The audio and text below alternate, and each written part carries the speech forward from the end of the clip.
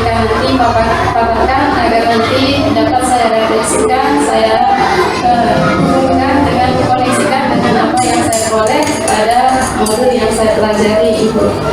Nah, begini Ibu, saya sudah mempelajari tentang 4 paradigma pengambilan keputusan, 3 prinsip, kemudian langkah-langkah pengambilan keputusan. Mudah-mudahan nanti dengan mengelaborasi pemahaman yang Ibu berikan kepada saya dapat mendapatkan pengetahuan yang lebih kontekstual sesuai dengan kenyataan sehari-hari. Nah, Ibu dalam menjalankan tugas pastinya Ibu menemukan sebuah peristiwa atau menghadapi berbagai kasus ya, di mana Ibu harus mengambil suatu keputusan yang di dalamnya ada nilai-nilai kebaikan yang bertentangan, nilai-nilai kebaikan yang universal yang sama-sama benar, namun saling bertentangan, gitu ya Ibu, atau yang kita sebut dengan dilema etika. Begitu ya Ibu. Ibu pastinya ya, pasti ada kasus ya. Nah, kadang-kadang kan membuat dilema, begitu ya, membuat kebingungan tersendiri. Namun saya yakin Ibu ya, dengan pengalaman yang luar biasa dari tahun ke tahun, pasti bisa mengatasinya dengan baik. Gitu. Nah, menurut saya ini mengambil keputusan itu tidak mudah ya, sehingga keputusan yang kita ambil itu harusnya mampu merefleksikan dari integritas sekolah, kemudian nilai-nilai yang dijunjung, dan karena kan kedepannya juga akan menjadi rujukan atau teladan bagi warga selanjutnya, warga sekolah selanjutnya, begitu ya. Nah, melalui pertemuan ini Ibu, saya mengharapkan nanti uraian-uraian dari Ibu, penjelasan-penjelasan dari Ibu, saya bisa mengoneksikannya, kemudian nanti saya analisis, saya refleksikan, sehingga saya mendapatkan pemahaman yang baik tentang proses pengambilan keputusan. Bisa saya bertanya Ibu pertanyaannya? Ya.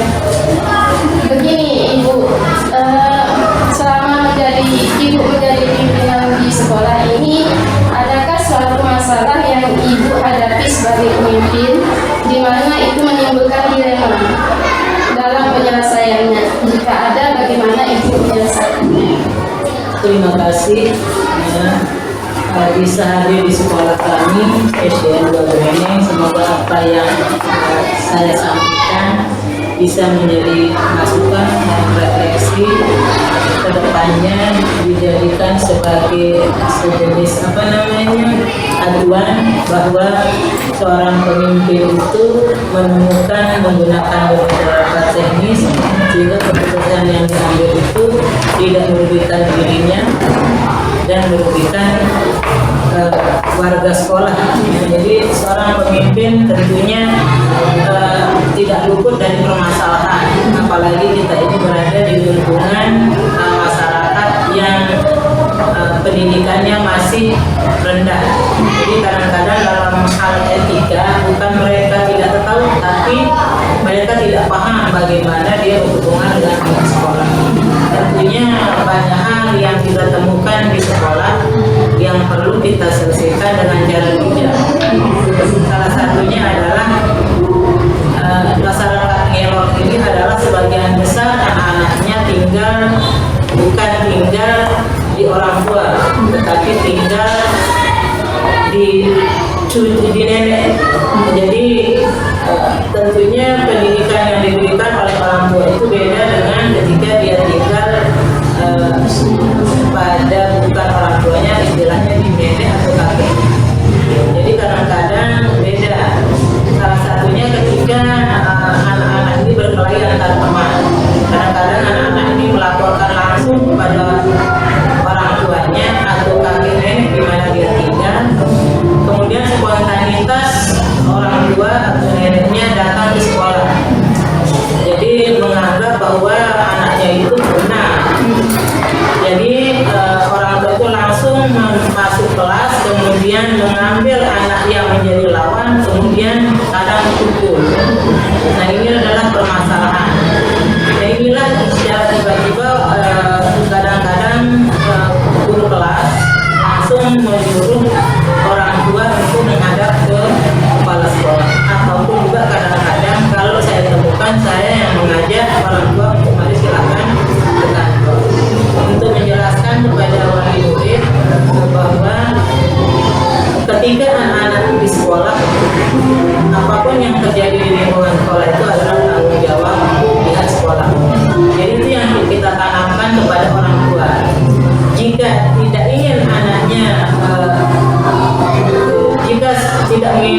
sekolah itu mengatur anaknya, berarti orang tua itu tidak memberikan tanggung jawab penuh kepada sekolah seperti pada awal janjinya ketika dia menggerakkan anaknya masuk sekolah pada awalnya. Karena di sini sistemnya menyerahkan anak langsung pada awal kelas 1 itu kami langsung bersama orang tua menyerahkan anak salaman, memberikan pihak sekolah bertanggung jawab terhadap kemungkinan pendidikan anaknya selama dia berada di sekolah. Jadi ketika ada permasalahan di sekolah, yaitu tanggung jawab sekolah, orang tua di rumah terlepas dari itu. Jadi karena saya berikan saran kepada orang tua yang masyarakat di sini itu keras, wataknya keras. Jadi kadang-kadang kalau berbicara itu tidak peduli siapapun. Jadi teknis yang saya lakukan adalah memberikan kesempatan dulu kepada orang tua untuk mengungkapkan permasalahannya. Setelah mengungkapkan masalahnya, baru saya berikan pemahaman seperti yang saya sampaikan di sini, kemudian memanggil anak-anak yang terlibat dalam perkelahian. Biasanya seperti itu, saya panggil langsung di sini, saya cari akar masalahnya, didengar oleh yang datang kan, yang datang membela anak atau cucunya. Nah setelah melihat penyebabnya, bagaimana bukan anak yang benar, bukan anak itu yang salah, setelah itu.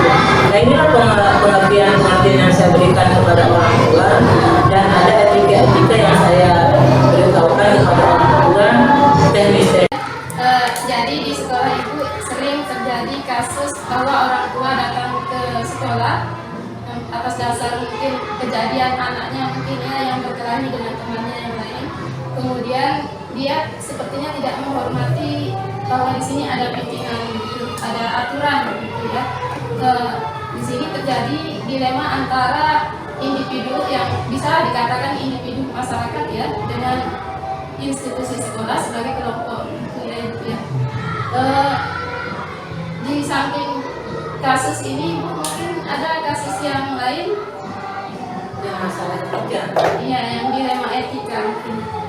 Salah satunya bagaimana sekolah itu membuat keputusan di antara satu, ketika keputusan kita itu akan menimbulkan permasalahan bagi anak-anak dan masa depan anak. Misalnya ketika anak pada usia yang sekolah yang usianya sudah remaja atau melewati 13 tahun kemudian jarang masuk sekolah. Jadi tindakan yang kami lakukan biasanya kalau berada di kelas 6 ini setelah kita melalui surat pemanggilan ternyata anak ini kalau bahasa sini itu tidak mau masuk sekolah lagi. Jadi kalau andaikan kita tidak luluskan anak ini maka akan menimbulkan karena usia remaja melewati usia temannya, kalau tidak lulus mungkin rasa malunya. Kalau kita tidak lulus maksud saya akan malu karena akan bertemu dengan adik kelasnya yang usianya berbeda 3-4 tahun dari usianya sekarang. Jadi keputusan yang kami ambil adalah meluluskan anak tersebut dengan maksud hitung-hitung ibadah lah. Jadi kita dengan mengucapkan bismillah, kadang-kadang kita sampaikan itu mudah-mudahan setelah kita luluskan anak ini nanti akan melanjutkan di tingkat sekolah yang lebih tinggi. Kita cari dulu akar permasalahannya mengapa anak itu tidak masuk sekolah.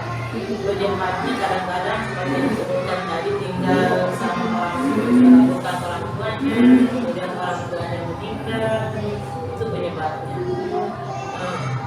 Keputusan ini ternyata ada dampak positifnya bagi anak yang kita berikan bonus lah istilahnya dengan anak lain yang rajin. Jadi timbul permasalahan kenapa dia lulus, dia malas, sedangkan kita yang rajin sama-sama lulus. Jadi ini yang kita berikan pengertian kepada anak-anak bahwa ada permasalahan tertentu yang menyebabkan sekolah mengambil keputusan seperti itu. Dan itu pendapat anak-anak itu tidak kita tampung. Sehingga sekarang bahwa kami kita bahwa kalau ada anak yang tidak masuk melewati waktu yang sudah menjadi keputusan sekolah itu tidak dinaikkan dan tidak dideduksi. Itu yang kami lakukan. Luar biasa sekali Ibu ya. Ini dari yang Ibu paparkan, saya dapat memahami bahwa Ibu sudah berpikir menggunakan pola pikir paradigma kasihan, keadilan melawan kasihan, begitu ya. Di mana dalam kasus Ibu keadilannya antara anak yang akan diluruskan dengan teman-temannya yang lain, kemudian Ibu merasa kasihan, sedangkan usia anak ini, mengingat usia anak ini melebihi target, begitu ya Ibu. Kemudian Ibu juga sudah menerapkan prinsip berpikir yang kami pelajari, yaitu prinsip berpikir berbasis rasa peduli dengan anak ini, dan berpikir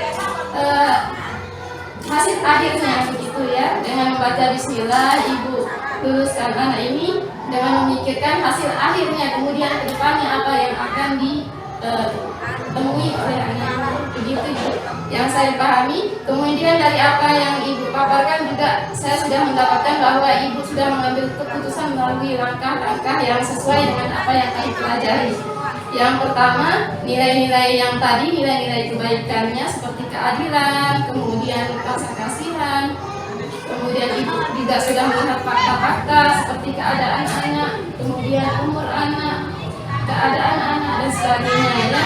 Kemudian Ibu juga sudah melihat, sudah berpikir sesuai pola atau paradigma yang kami pelajari, prinsipnya juga sudah masuk Ibu. Kemudian Ibu mengambil keputusan dan merefleksikannya, begitu ya yang saya tangkap dari apa yang Ibu sampaikan. Nah, kemudian Ibu, bagaimana Ibu dapat mengidentifikasi kasus-kasus yang Ibu hadapi, mana yang merupakan dilema etika atau mana yang merupakan bujukan moral Ibu? Mengidentifikasi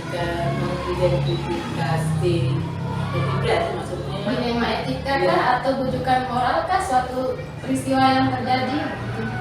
Kalau yang diperhatikan selama ini begitu, kadang setiap saat setelah keluar main kadang-kadang kalau ada permasalahan ini di kelas saya kumpulkan mengapa terjadi seperti itu, permasalahan apa yang menyebabkan terjadi hal-hal dalam tanda kutip berkelahian antara anak-anak. Yang namanya juga anak-anak kan biasalah, ada anak jadi tipe-tipe anak digoda sedikit saja mengatakan bahwa dia dipukul, itu adalah permasalahan.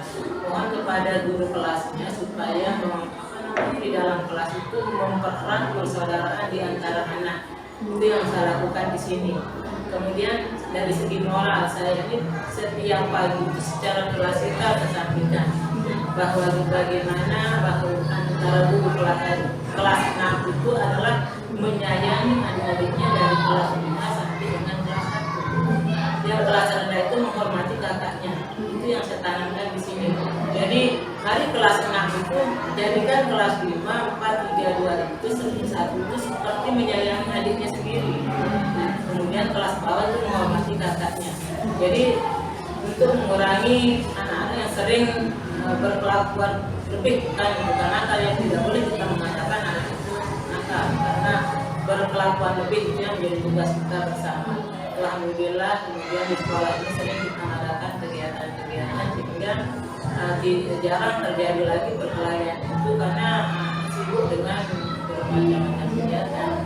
Jadi itu yang Ya, berarti Ibu kalau ada suatu peristiwa misal perkelahian anak ya, Ibu pertama Ibu mengumpulkan dulu rekan-rekan, kemudian menganalisisnya mengapa ini terjadi, kemudian Ibu kumpulkan semacam data lah gitu ya, kemudian Ibu selesaikan bersama. Kemudian dari aspek moralnya Ibu berusaha menanamkan pendidikan karakter melalui berbagai kegiatan Ibu ya, dengan seperti yang tadi Ibu sampaikan, saya menangkapnya seperti itu.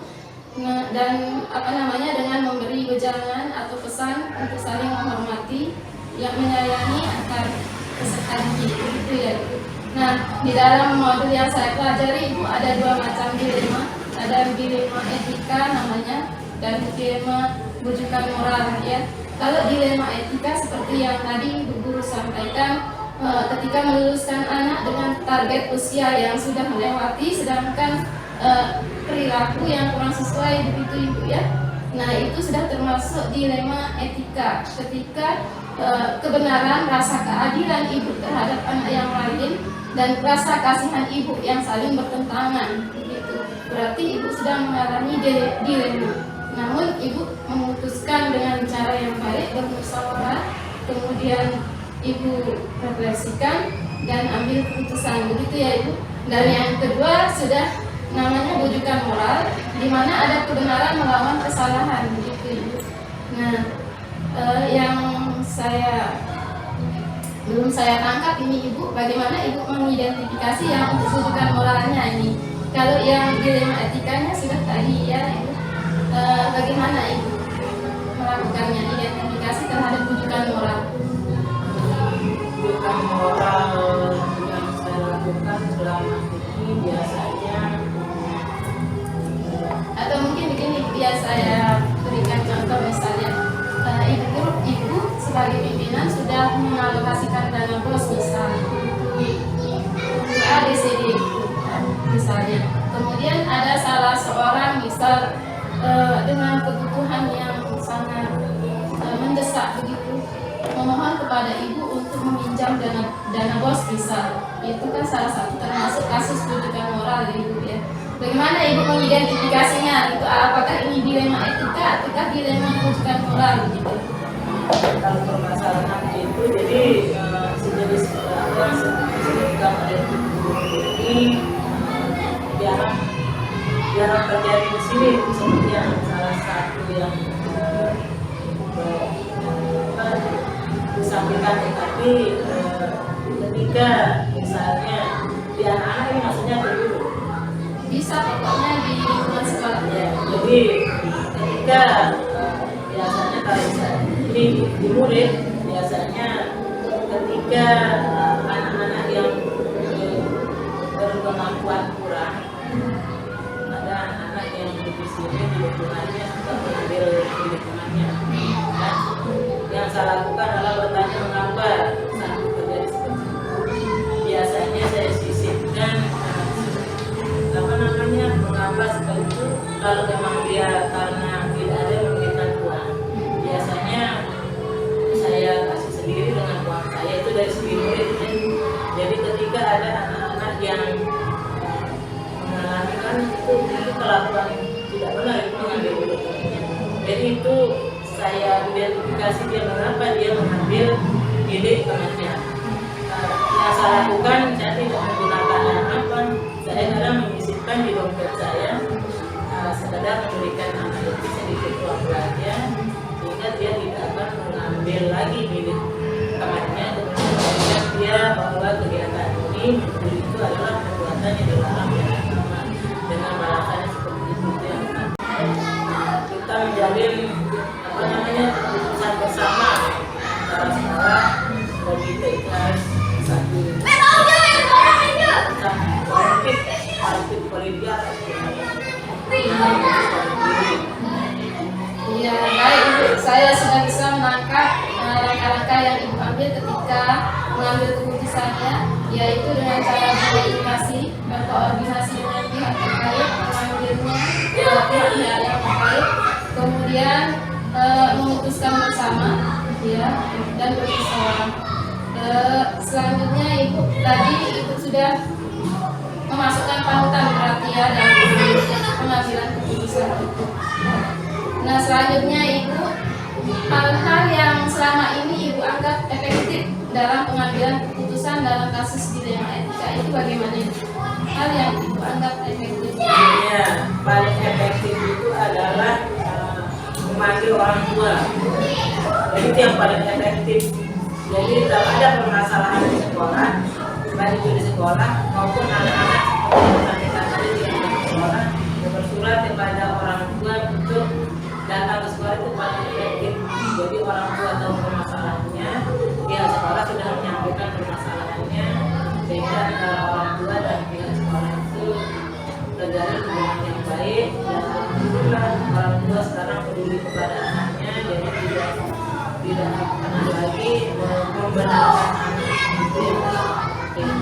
Iya, baik Ibu, saya dapat menangkap bahwa Ibu melakukan komunikasi tertulis dan lisan begitu ya. Kemudian ada keterbukaan antara pihak wali murid dengan pihak sekolah, dan sehingga menciptakan hubungan yang baik begitu ya. Selanjutnya itu apa saja yang selama ini menjadi tantangan ketika ibu mengambil keputusan khususnya yang berkaitan dengan dilema etika ini. Jadi tantangannya kadang-kadang orang tua yang bekerja sebagai pesantren kadang-kadang tidak butuh sekali dua kali kita panggil orang tuanya karena pesawat. Itu sih tantangannya.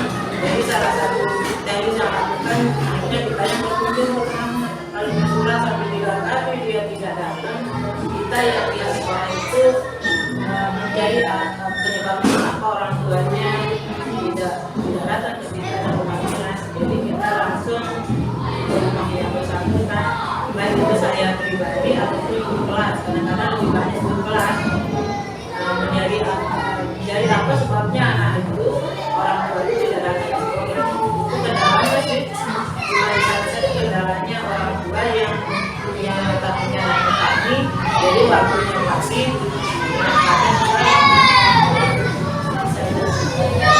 tantangannya dihadapi itu adalah sulit berkoordinasi ya dengan orang tua murid atau wali murid pihak terkait kasus begitu ya, karena kondisi atau pekerjaan orang tua yang tidak sama dengan kita ya. Mereka bekerja di sawah sedangkan kita di sekolah, sehingga sulit untuk ibu menghubungi begitu ya. Nah, ibu selanjutnya apakah ibu memiliki jadwal tertentu atau waktu khusus penyelesaian kasus-kasus dilema etika ini? Apakah ibu selesaikan langsung atau bagaimana menunggu waktu yang baik? Bagaimana? segala permasalahan itu jangan ditunda. Ada permasalahan jangan selalu menunda. Dan itu menyebabkan orang tidak percaya kepada kita. Jadi ketika ada permasalahan selesaikan pada saat itu juga. Itu yang saya tanamkan di sini. Jangan juga menunda permasalahan. Apalagi itu berkaitan dengan masalah. Jadi ketika ada permasalahan selesaikan pada itu. Jadi itu yang saya lakukan prinsip itu. Jadi anak-anak itu tidak akan berani lagi melakukan kegiatan yang tidak, karena terus kita pantau dia apa yang dilakukan itu. Jadi itu yang saya lakukan di sini. Jadi jangan itu tidak dibiarkan permasalahan itu sampai berlarut-larut. Ya, baik, berarti dalam menyelesaikan kasus ibu tidak perlu waktu lama berlarut-larut begitu ya. Ibu tidak menunda, ibu langsung selesaikan agar tidak menurunkan kepercayaan masyarakat terhadap masyarakat atau warga sekolah. Ya, untuk faktor-faktor yang selama ini mempermudah ibu dan membantu ibu dalam mengambil keputusan itu. Adakah seseorang Faktor yang mempermudah pengambilan keputusan? semua di sini terdapat, tapi dahulu wali murid komite itu yang mempermudah pekerjaan kita sini. Kepercayaan masyarakat yang lebih tinggi pada yang sekolah. Jadi itu yang mempermudah saya. Jadi orang pemerintah masyarakat sangat peduli dengan sekolah. Berarti ibu melakukan koordinasi dengan pihak guru, wali murid, kemudian komite. Namun adakah salah seorang misal dalam suatu permasalahan ibu yang ibu anggap sepertinya orang ini bisa membantu saya begitu?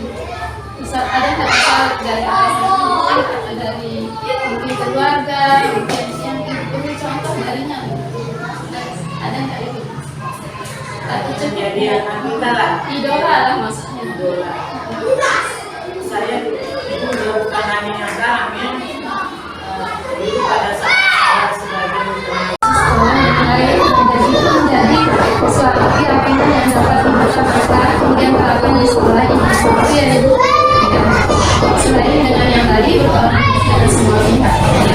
Nah, menurut ibu dari apa yang ibu sampaikan dari awal sampai yang sekarang ini, apa yang pembelajaran apa yang ibu dapatkan dari pengalaman ibu dalam mengambil keputusan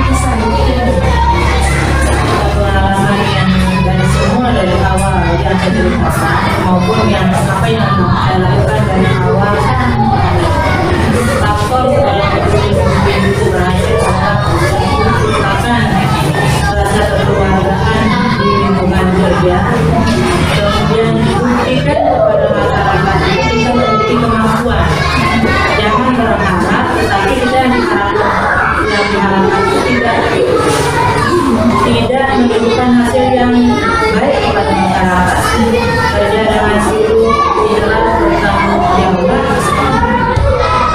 bekerja tanpa mengharapkan imbalan kepada materi.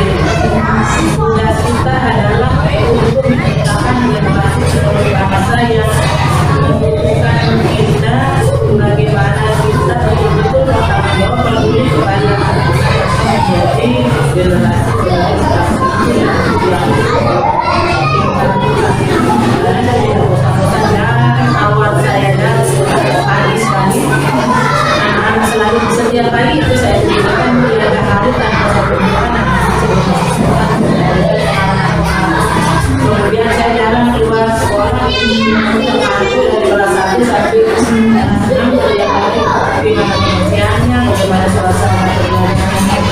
Jadi apa yang kita lakukan jadi pembelajaran guru bahwa seorang pemimpin itu dibutuhkan keikhlasan, tanggung jawab, disiplin, dan merasa bahwa dia bertanggung jawab kepada calon-calon generasi Indonesia ini secara umum. Ya baik Ibu, pembelajaran yang dapat saya petik ya dari apa yang Ibu ungkapkan dari awal hingga sekarang ya, bahwa seorang pemimpin itu harus ikhlas. Kemudian Ibu juga tadi menyebutkan bahwa Ibu selalu mengumpulkan anak, kemudian tidak pernah menolak, itu berarti Ibu sudah komitmen dengan tugas Ibu ya. Kemudian Ibu tulus, ikhlas, disiplin, tanggung jawab, dan selain itu membangun kemitraan antara rekan guru tidak ada perbedaan, maksudnya dengan menyebutkan nama berarti Ibu sudah membuat kemitraan yang baik dengan bawahan Ibu. Nah, namun ketika Ibu mengambil keputusan atau menurut Ibu itu akan selalu saya terapkan untuk keputusan selanjutnya. Pelajaran yang baik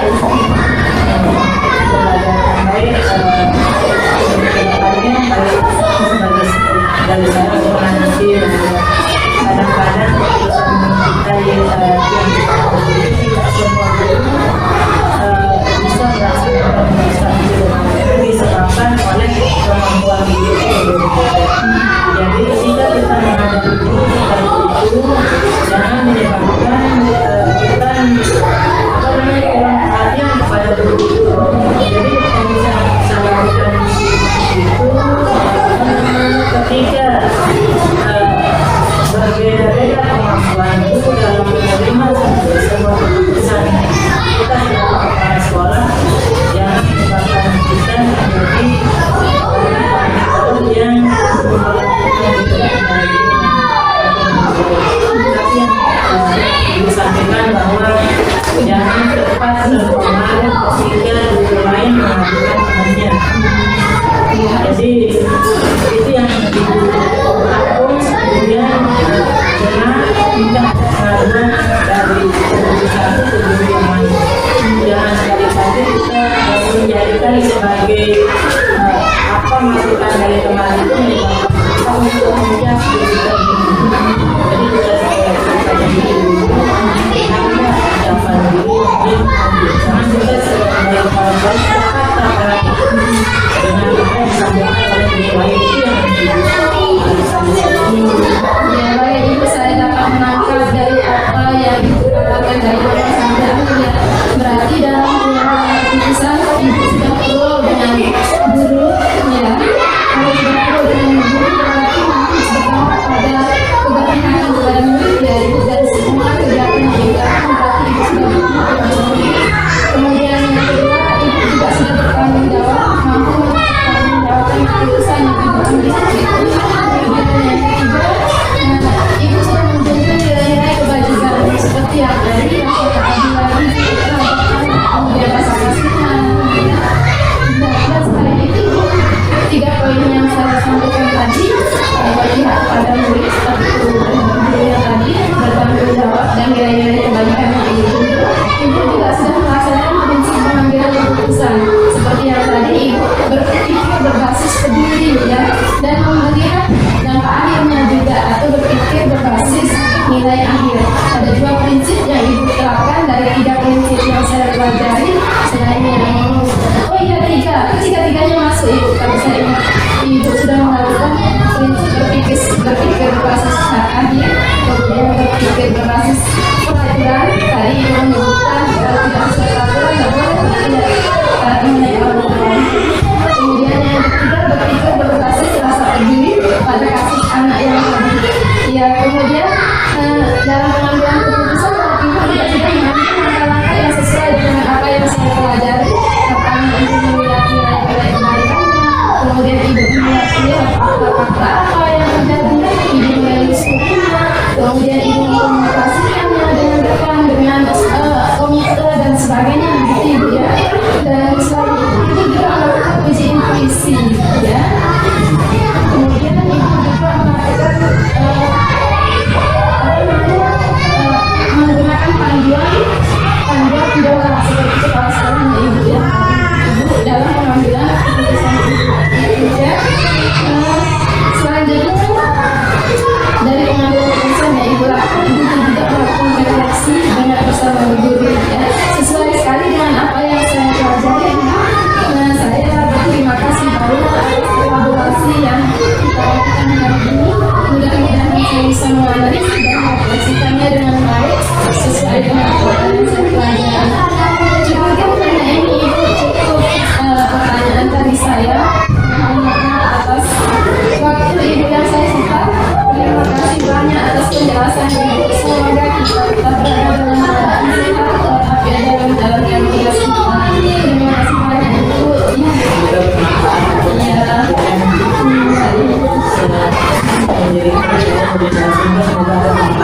Iya, ada yang ingin sampaikan terkait apa yang saya katakan dari hadapan apa yang saya sampaikan. Pertama, saya ucapkan terima kasih bisa hadir dari Jalan 2 ini. Kemudian saya sebagai ada masa yang akan datang yang akan menjadi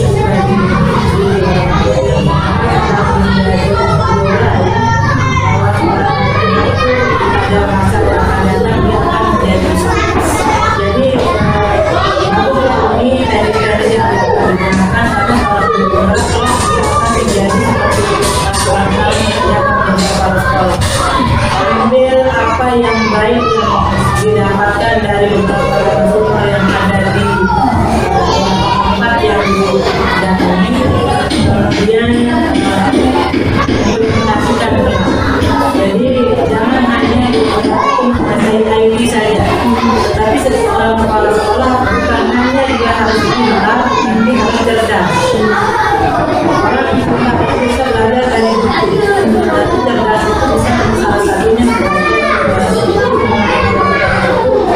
memiliki beberapa kompetensi bagaimana dia seorang kepala sekolah sehingga bisa mengembangkan lingkungan kerja yang aman sejahtera hasilnya nanti akan berdampak bagus untuk pendidikan di Indonesia. Jadi walaupun mudah hanya berpikir luas sana, sikap itu berbeda-beda.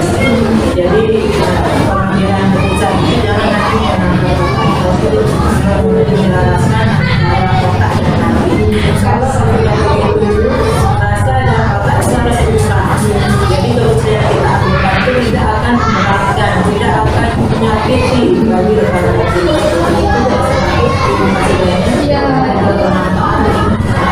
luar biasa Ibu, ya, pelajaran yang dapat saya ambil, ya.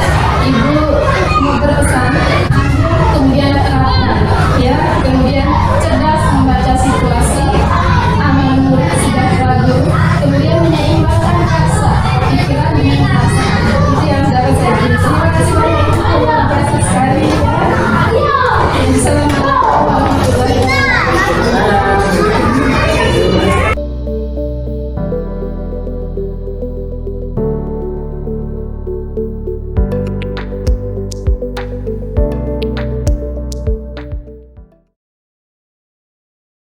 Assalamualaikum warahmatullahi wabarakatuh. Selamat pagi Bapak, bagaimana kabarnya hari ini? Begini Bapak, ya, maksud kedatangan saya di sini, saya menunjukkan kepada kita mengenai praktik pengambilan keputusan. Saya punya tugas CGP mewawancarai beberapa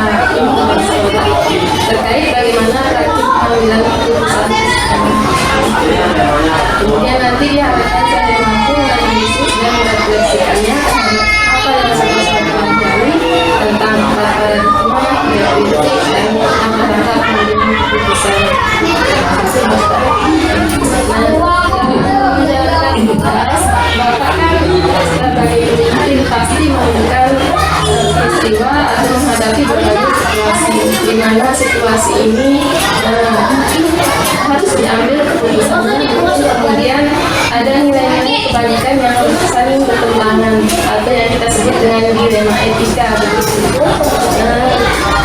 Kadang-kadang pasti bingung ya Bapak ya. Kemudian tentunya ini bukan keputusan yang mudah karena kan nanti akan memberikan gambaran tentang integritas sekolah kita, kemudian nilai-nilai yang ada dan kedepannya akan diberikan atau pendidikan bagi warga sekolah. Nah, berkaitan dengan hal tersebut, Bapak, apakah boleh saya bertanya tentang pengambilan keputusan tersebut, Bapak? Oh iya, terima kasih. Yang pertama mengenai kasus atau peristiwa di sekolah Bapak yang Bapak pimpin, apakah Bapak menemukan peristiwa atau kasus yang namanya mengalami dilema begitu? Terima kasih.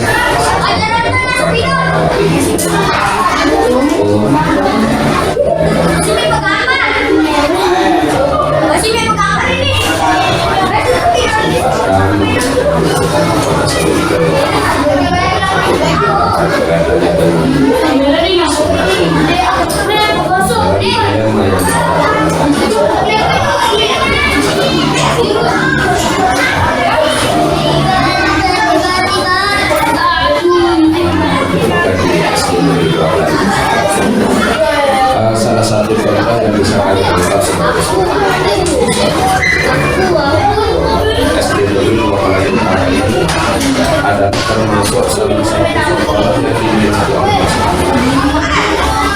Di Kelayu Utara ada dua sekolah,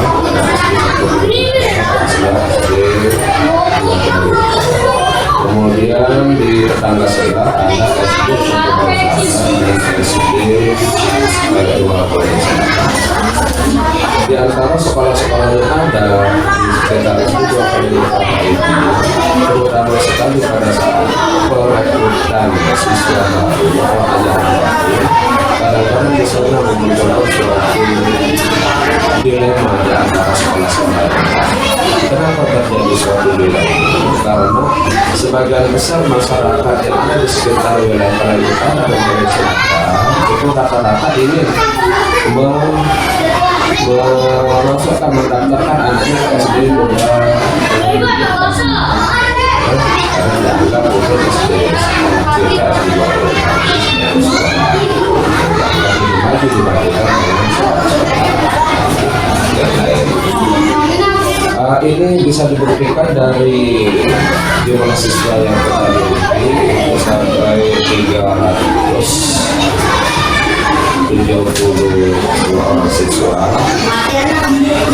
Jadi secara berbanding terbalik dengan keadaan di SD tetangga SD satu Utara yang menurut informasinya jumlahnya dari kelas 1 sampai kelas 2 itu hanya sekitar 67 orang siswa.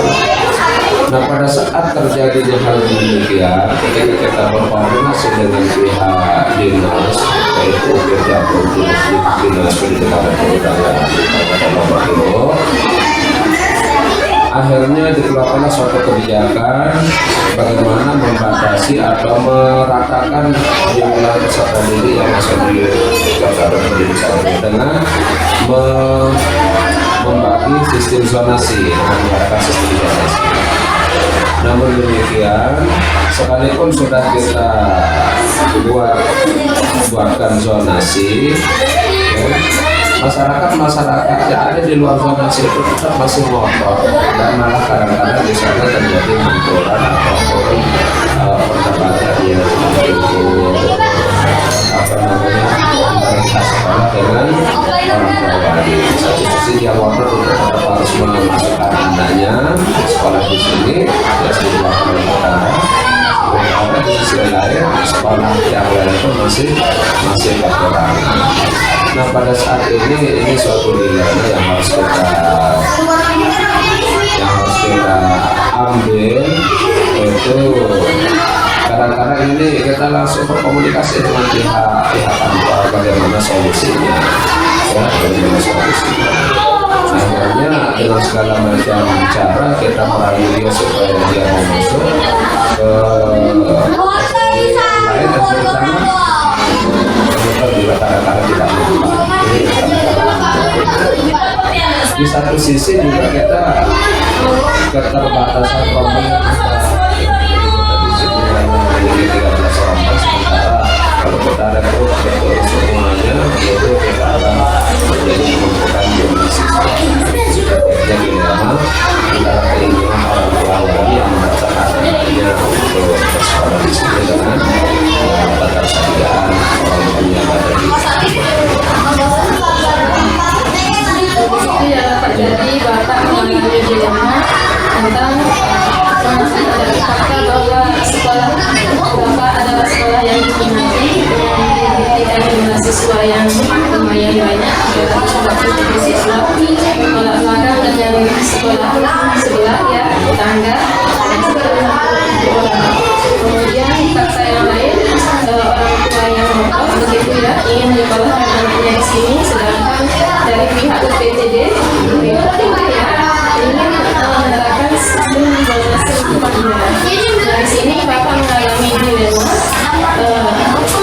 dilema bagaimana orang tua yang ngotot ingin menyekolahkan anaknya di sini, sedangkan aturan mengatakan aturan dan keadaan sekolah tidak memungkinkan gitu ya.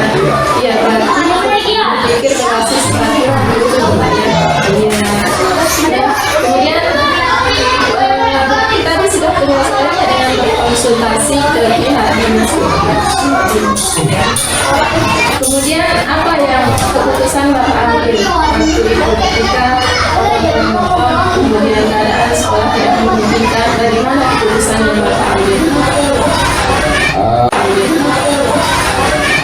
Keputusan yang kita ambil ketika ada masalah seperti itu, setelah kita berkoordinasi dengan dinas, kepala BPD juga kadang-kadang menyerahkannya kepada sekolah dengan catatan selama masih bisa menampung di surat itu diterima, ya, diterima karena tidak kuat alasan kita untuk tidak menerima kalau memang ada yang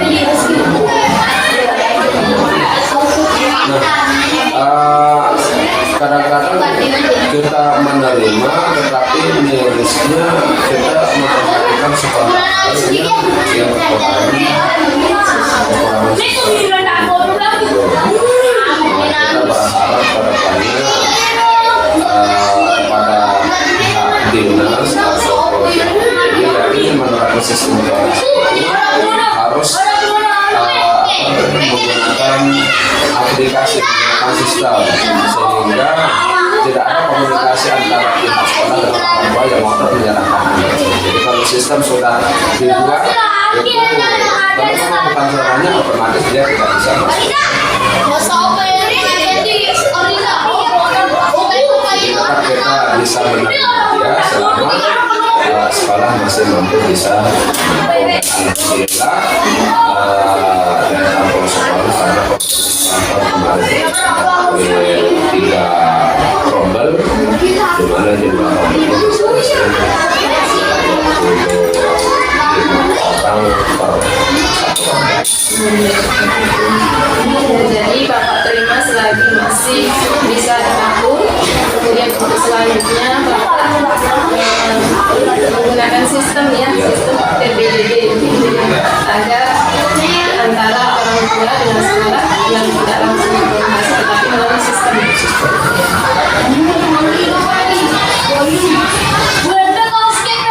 Kemudian Bapak bagaimana Bapak dapat mengidentifikasi kasus-kasus yang Bapak hadapi, mana yang merupakan dilema etika dan mana yang merupakan dugaan moral.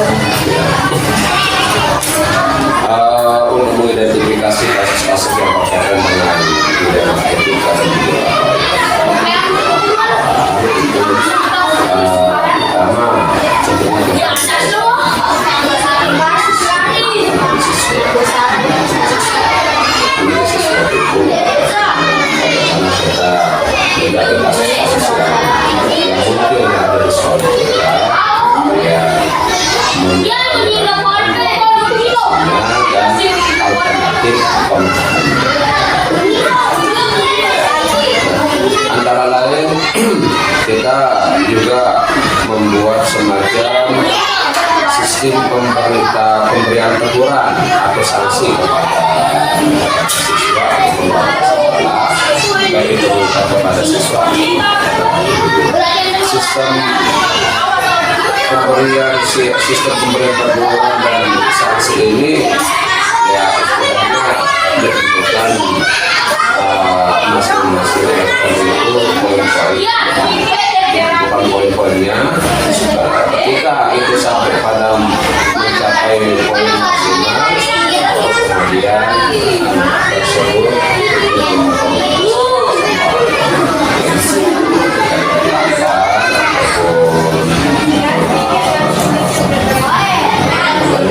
aturan sekolah ataupun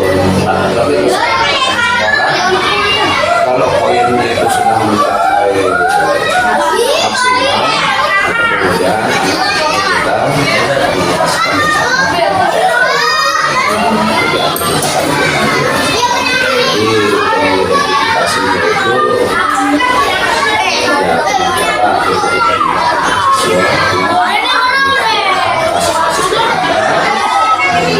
identifikasi dan mencari jalan solusi.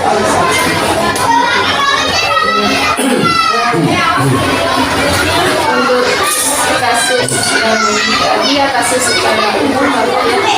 Nah kalau yang misalnya yang berkaitan dengan bidang etika ya Bapak. Kalau yang pendidikan moral itu bagaimana? Pendidikan moral bisa saya ambil contoh adanya pendidikan moral siswa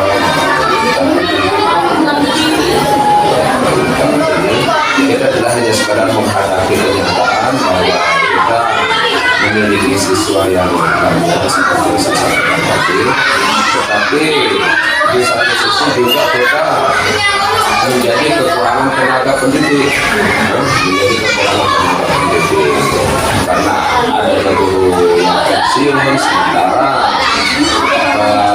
yang merekrutkan tenaga pendidik itu sangat terbatas dalam artian tidak diberikan kewenangan sepenuhnya sekolah. Nah, pada saat hal ini terjadi, kadang-kadang muncul dari pihak masyarakat yang ingin menjadi tenaga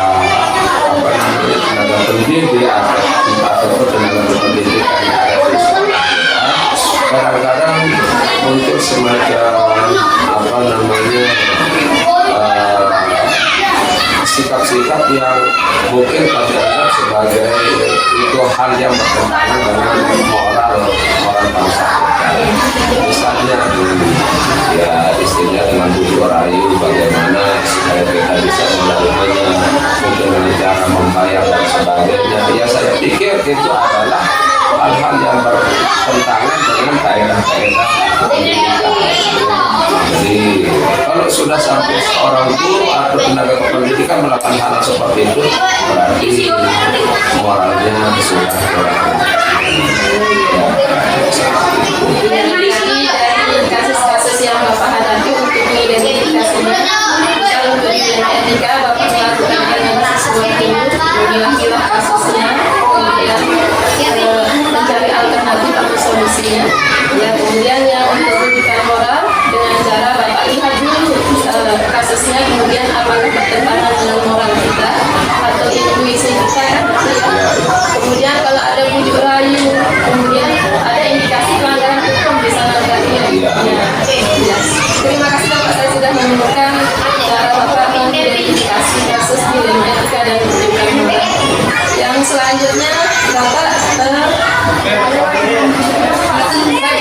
Bapak menjalankan pengambilan keputusan di sekolah, terutama kasus-kasus di mana ada kepentingan yang sama-sama benar atau sama-sama mengandung nilai kebaikan. Jadi cara pengambilan keputusannya jika ada kasus-kasus seperti itu,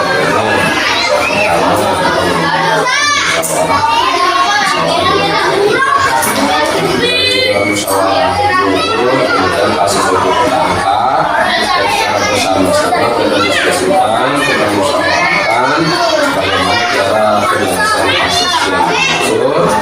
Dan setelah itu kita membentuk, bila bukan perlu kita membentuk tim, kita bentuk tim, tetapi bila kasus itu tidak terlalu membutuhkan penyelesaian yang serius, itu bisa diselesaikan.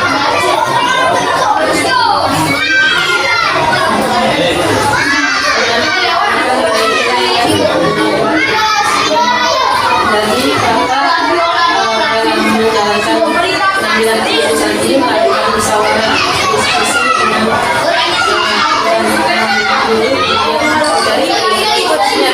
tapi kalau misalnya sendiri maksudnya kasus yang tidak begitu langsung diambil keputusan dari ya kemudian prosedur yang termasuknya yang tadi ya, termasuk prosedurnya melalui musyawarah diskusi kemudian apa saja yang selama ini Bapak anggap efektif dalam pengambilan keputusan pada kasus-kasus yang mungkin kita ajukan yang efektif. Apa saja hal yang Bapak anggap Yang paling efektif itu dengan bisa kita dengan mengundang anak atau orang yang kita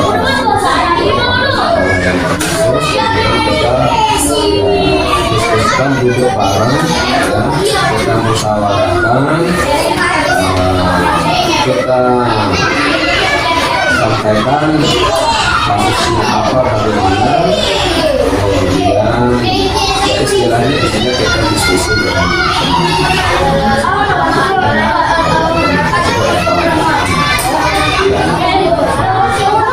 panggil secara pribadi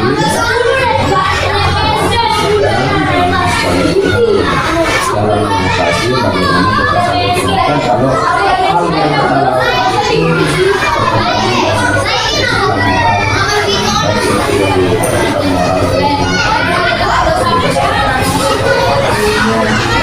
berarti komunikasi yang baik ya, dengan pihak-pihak yang mengalami atau yang terlibat dalam kasus selanjutnya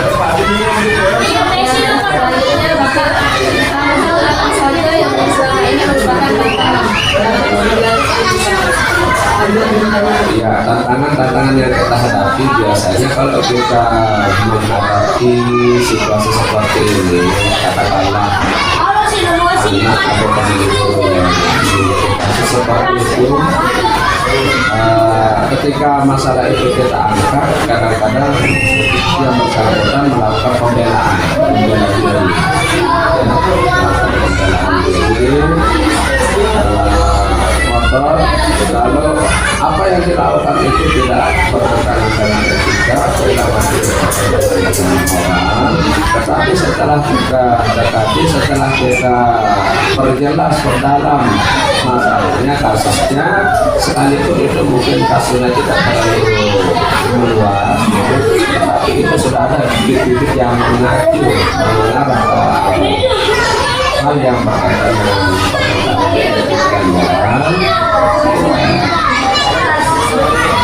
jadi apa istilahnya kita yakinkan kepada yang bersangkutan bahwa itu memang tidak baik, tidak benar atau salah, itu bisa memicu kontroversi yang kita lakukan. Ya.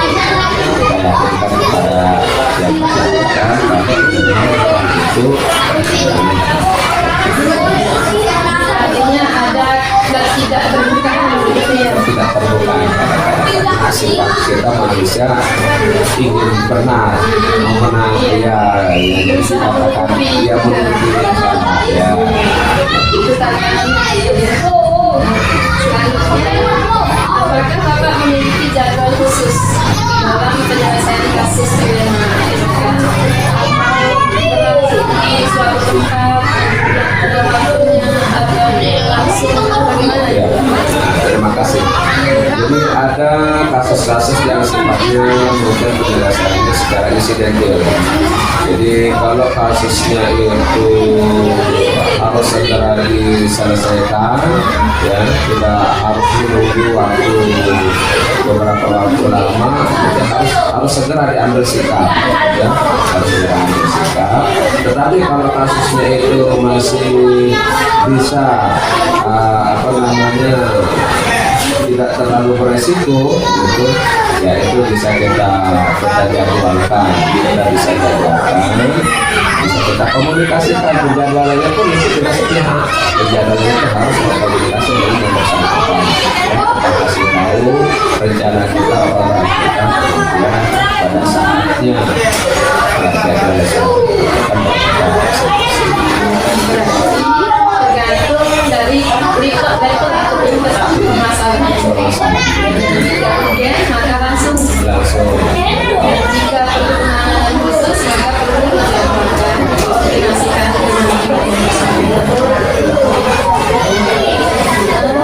selanjutnya nih Bapak, apakah seseorang atau faktor yang selama ini mempermudah atau membantu dalam pengambilan keputusan? Jadi kita di sini dengan pendidikan kita itu ada 20 orang ditambah dengan tenaga pendidik gitu.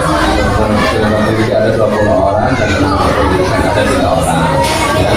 Nah di antara rekan-rekan guru ini, alhamdulillah ada yang senior, tentunya yang senior ini kan memiliki sehingga sekalipun kita menjadi kepala sekolah kita memanfaatkan atau memakai teman-teman senior untuk berkoordinasi, komunikasi dengan beliau bagaimana nah bila memungkinkan juga yang menyelesaikan masalah itu, karena mungkin pendekatan itu harus istilahnya kadang-kadang penyelesaian itu bisa diselesaikan melalui guru senior, tidak merasa di justice, diponis oleh kepala sekolah. Karena kalau berurusan berkaitan dengan kepala sekolah, tidak sifatnya itu sudah formil, tapi ketika suatu kasus itu diselesaikan oleh teman yang senior, itu lebih kepada pendekatan kekeluargaan. Bisa melalui perantara juga. Bisa melalui perantara melalui guru senior dengan alasan agar tidak terlalu injustice sehingga yang bersangkutan tidak merasa. Dan terakhir ini Bapak, dari semua hal yang telah Bapak sampaikan, pembelajaran apa yang dapat Bapak petik dari pengalaman Bapak mengambil keputusan? Sebagai seorang pemimpin sudah barang situasi-situasi atau masalah-masalah yang berkaitan dan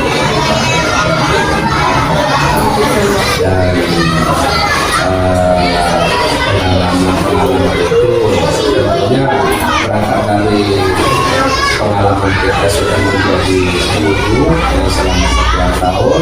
Dalam perjalanan kita menjadi seorang guru, itu kita juga menghadapi hal-hal yang sama. Yang paling penting itu kita kedepankan sebagai seorang pemimpin, itu kan tidak harus merasa menjadi Ya, tidak diktator ya, tidak menjadi seorang yang sifatnya menginstruksi. Jadi tapi pendekatan kita kepada humanis, pada kemanusiaan, dan tetap orang lain itu kita hargai sebagai manusia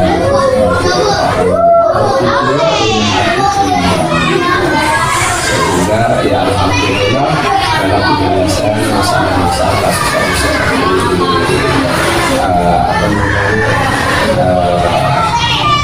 apa yang tadi etik dan moral nilai etik dan moral ini alhamdulillah tidak ada tantangan yang begitu serius dari kita. Berarti selama Bapak mengambil keputusan itu ya, belajar dari pengalaman, kemudian melakukan pendekatan humanis dengan merasa saling menghargai.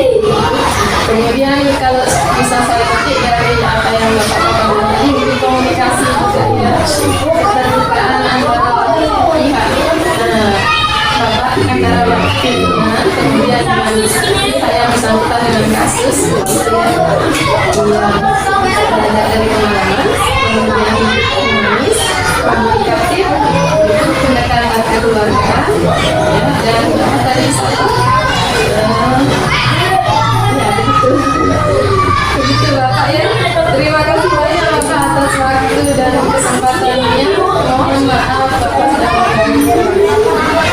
semoga kita semua tetap berada dalam keadaan sehat, khususnya dikurangi beberapa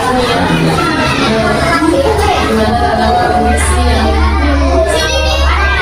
puasa tetapi harus tetap menjalankan tugas. Ya, sama-sama dulu saya juga berdoa sukses menjadi tenaga pendidik yang profesional, bagaimana kita membangun karakter anak didik kita terutama SD, memperkuat fondasi ya dengan karakter nilai-nilai yang baik. Sukses.